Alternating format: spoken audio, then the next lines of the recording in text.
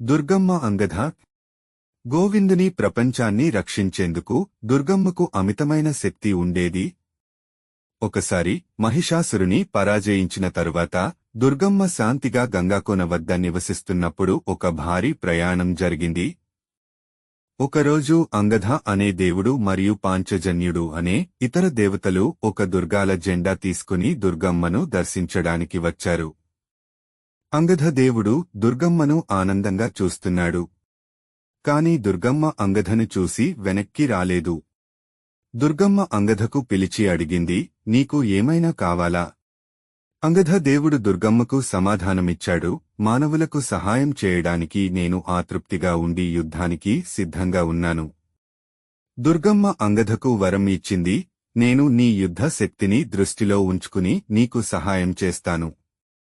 అంగధను దుర్గమ్మ భక్తంగా తన శక్తిని ఇచ్చి అతనికి ఉత్సాహాన్ని ఇవ్వడం మొదలయ్యింది. అంగధ దుర్గమ్మ శక్తితో స్వయంగా అమితమైన విజయాలను సాధించాడు. దుర్గమ్మ అంగధకు అర్పించిన శక్తి కారణంగా అతను కొన్ని దేవతలు మరియు అశుభ శక్తులతో పోరాడాడు. అంగధ దేవుడు స్వయంగా ప్రాముఖ్యమైన వ్యక్తిగా మారాడు మరియు ప్రప్రథమంగా నరరాజ్యంగా మారింది. అంగధకు దుర్గమ్మ యొక్క సహాయం మరియు శక్తి ప్రస్తావితమవుతుంది. అనగా శక్తివంతమైన దేవత అమ్మదేవి తన భక్తుల కోసం ఎల్లప్పుడూ అండగా నిలిచిపోతుంది.